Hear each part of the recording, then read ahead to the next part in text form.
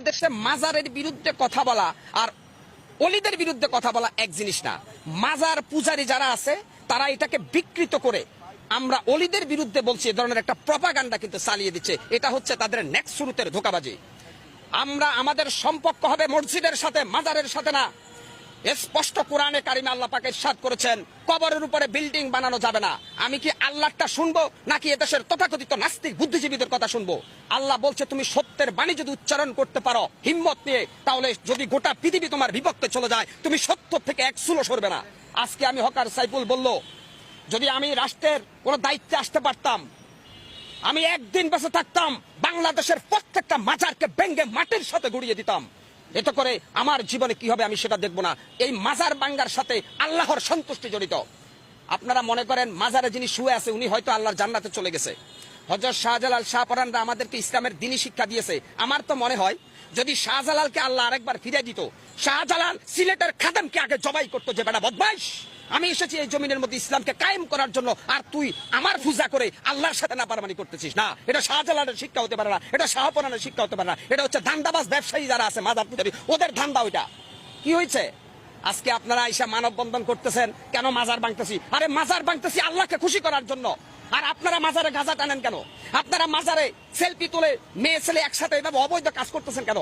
গান বাজনা ঢোল বাদ্য বাউল শিল্পী যারা আছেন, কোরআনের কোন রেফারেন্স আছে? আসেন, আমি হকার সাইফুল চ্যালেঞ্জ করি, কোথায় বসবেন?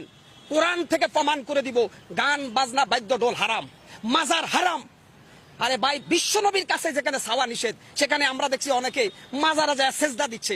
ওই চট্টগ্রামে এক ভণ্ড আছে মাইজ ভান্ডারের ওখানে, দেখি মহিলারা তারা সেজদা দিচ্ছে। আপনি এভাবে গোটা ইসলামটাকে ধ্বংস করে দিবেন আর আমরা ইসলামের পক্ষে কথা বলতে পারবো না।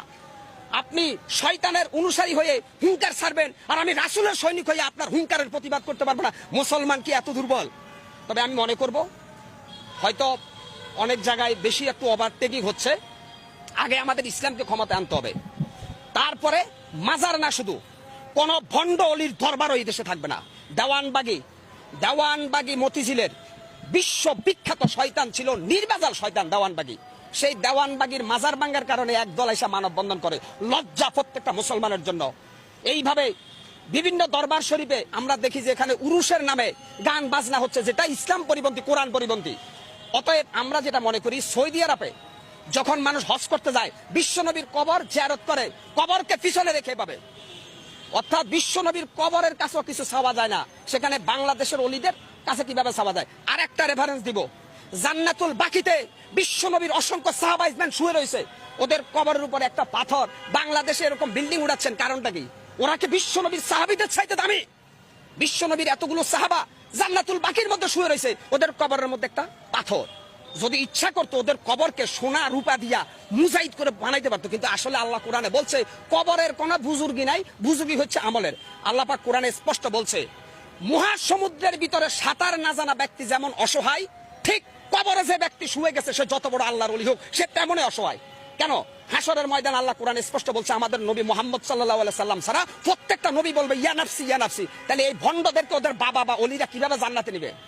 এই বেটা গাঁজাখোর, বেটা বদমাইশ, কোরআন নাই, হাদিস নাই, ফরকালের চিন্তা নাই, আইসাই কয় আমরা মাজারের ভক্ত। অলি তোমরা মাজার ভক্ত, মাজার পূজারী, অলিদের ভক্ত না। তোমরা শাহজালাল শাহপরান আব্দুল কাদের জিলানের অনুসারী না, তোমরা শয়তানের অনুসারী। ৯৬% মুসলমানের দেশে প্রত্যেকটা মুসলমানের ইমানি দায়িত্ব মাজার পূজারীদেরকে শায়েস্তা করা। এত করে যদি আমরা মারা যাই আমরা শহীদ আর ওরা আবু জেহেল। আজকে অত্যন্ত কষ্ট লাগে ভাই, অত্যন্ত দুঃখ লাগে।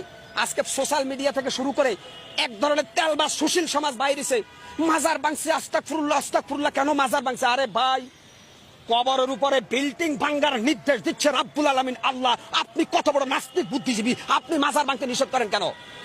আমি বলছি না যে প্রত্যেকটা মুসলমানের ইমানি দায়িত্ব বাংলাদেশের প্রত্যেকটা মাজারকে ভেঙ্গে গুটি গুটি করে দেওয়া। এখানে উগ্রবাদের গন্ধ পাও, মৌলবাদের গন্ধ পাও, তাহলে আল্লাহর কোরআন নিয়ে বসো। এই মাজার পূজারীরা আসো, আমি বসবো তোমাদের সাথে। যদি কোরআনে জায়েজ দেখাইতে পারো মাজার, আজ থেকে আমিও কোনো মাজারের অনুসারী হব। অতএব তোমাদের এই ভণ্ডামি, তোমাদের এই ধান্দাবাজির বিরুদ্ধে কথা বলছিল বাংলাদেশের হাক্কানি আলেম ওলামা, তোমরা তাদেরকে আবু জেহেল বলছিলা। অর্থাৎ এজিদ যখন হাসান হুসাইনকে যখন এজিদের বাচ্চারা হত্যার ষড়যন্ত্র করে, তখন অনেক নামদারি আলেম ছিল, এরা জালেম। আজকে অত্যন্ত কষ্ট লাগে ভাই।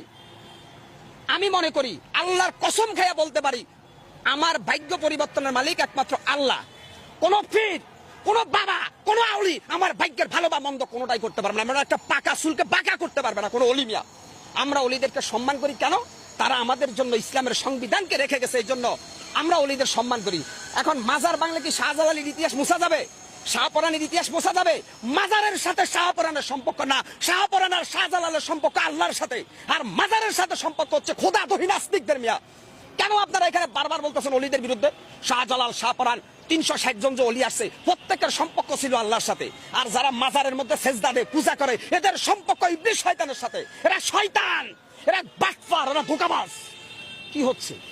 শেখ হাসিনা প্যাসিস্ট, হাসিনার আমলে হয়তো কেউ কথা বলতে পারে নাই, কারণ শেখ হাসিনা গোটা রাষ্ট্রটাকে জিম্মি করে রেখেছে। আজকে আমি মুসলমান, যেই দেশে মুয়াজ্জিনের আজান শুনে সূর্য উঠে, যেই দেশে মুয়াজ্জিনের আজান শুনে সূর্য ডুবে, সেই দেশে কোরআনের পক্ষে আমি কেন কথা বলতে পারবো না? মাজার পূজারীদের কোনো দলিল নাই, আর যারা মাজার পূজারীদের বিরুদ্ধে তাদের দলিল আছে আল কোরআনের সংবিধান। সে আল কোরআনের সংবিধান দিয়ে যদি বিচার করি, তাহলে মাজার পূজারীদেরকে আমরা প্রথমে সতর্ক করব, তারপরে তাদেরকে সুযোগ দিব, তারপরে তাদের বিরুদ্ধে অল আউট অ্যাকশনে যাব প্রত্যেকটা রাসূল প্রেমিক সৈনিকরা। আল্লাহ স্পষ্ট কোরআনে বলেছে যে খবরদার শিরক করো না, শিরক করবে না। আমার হায়াতের মালিক, আমার মওতের মালিক, সবকিছুর মালিককে আল্লাহ। এই বাটপারের বাচ্চারা আর একটা ব্যাখ্যা দিচ্ছে আমাদেরকে যে উসিলা ছাড়া কোনো কিছু হয় না। আমরা যেহেতু গুনাহগার, ওলিয়া উলিয়ার উসিলায় আল্লাহ আমাদেরকে একটু মাফ করে দিবে। ওই বেড়া বাটপার ফজরের নামাজের সময় মসজিদে ঢুকা আল্লাহর কাছে হাত তোলা, আল্লাহ মাফ করবে। তোর এই ভান্ডাবাজি বাটপারি বন্ধ কর বেটা। কোন মৃত মানুষের উসিলায় দোয়া করার জন্য আল্লাহ নিষেধ করছে। কোন মৃত মানুষের উসিলায় দোয়া করা যাবে না, জিন্দা মানুষের উসিলায় দোয়া করা যায়। এই বাটপারের বাচ্চারা কবরের কাছে যাইয়া আল্লাহর ওলিদের উসিলায় মাফ চায় আল্লাহর কাছে। কেন? তুই এত বড় শয়তান, আল্লাহ তো দোয়া কবুল করবে না? অর্থাৎ আল্লাহ তাআলা বলছে দোয়া কবুলের প্রথম শর্ত হচ্ছে 5 ওয়াক্ত নামাজ। দোয়া কবুলের প্রথম শর্ত পবিত্রতা অর্জন করে আল্লাহর কাছে সেজদা দেওয়া, তাহলে আল্লাহ দোয়া কবুল করবে। কিন্তু এই গাঞ্জাখোর বাটপারের বাচ্চারা কয় দোয়া কবুলের জন্য নাকি শাহজালাল লাগবে। আরে বেটা, শাহজালাল কি ওখানে আছে না আল্লাহর জান্নাত আছে তুই জানোস? এই শাহজালালের কবরে আমি গেছি, একটা অভিজ্ঞতা বলে শেষ করি। আমি সিলেট গেছিলাম শাহজালালের কবর দেখার জন্য। সেখানে দিয়া দেখলাম আরবি হরফ লেখা একটা চাদর দিয়ে শাহজালালের কবরকে ডেকে দিছে। হঠাৎ করে দেখলাম বৃষ্টি পড়লো, আম পাতার উপরে কাক পায়খানা করছে, কাকের পায়খানা আরবি হরফের সাথে লাগতেছে। ভাই কি নির্লজ্জ বেহাইয়াপনা! যেখানে শাহজালালের কবরের কোন বুজুর্গি নাই, সেখানে আল্লাহর কালাম লেখা একটা চাদরের উপরে যে ফাকির পায়খানা করতেছে, এখানে কোরআন অবমাননা করতেছে। ওরে সর্বনাশ! আল্লাহর কোরআনের চাইতে কি শাহজালালের মর্যাদা বেশি বেটা? তাহলে তুমি কেন ওখানে গিলাপ লাগাইছো, আরবি হরফ লাগা, ওর মধ্যে ময়লা পড়তেছে? তাহলে আল্লাহর কোরআনের ইজ্জত কে বাদ দিয়া তুমি শাহজালালের চাদর দিয়ে ডাকছো। শাহজালাল তোমার মতো গাঁজা করে চিনে? এই বেড়া বাটপার! শাহজালাল, শাহপরানরা ছিল আল্লাহর ওলি, গৌর গোবিন্দকে সাইজ করে তারা সিলেটের জমিনে ইসলামের পতাকা উড়েছে। আর তোমরা ঈশা শাহজালালের নাম বিক্রি করে ইসলামের সরাসরি বাস দিতেছ, কোরআনের বিরুদ্ধে অবস্থান নিতেছ। তোমাদের বিশ্বাস ভেঙ্গে ফেলা প্রত্যেকটা মুসলমানের ইমানি দায়িত্ব। সবাই ভালো থাকবেন, সুস্থ থাকবেন ইনশাআল্লাহ।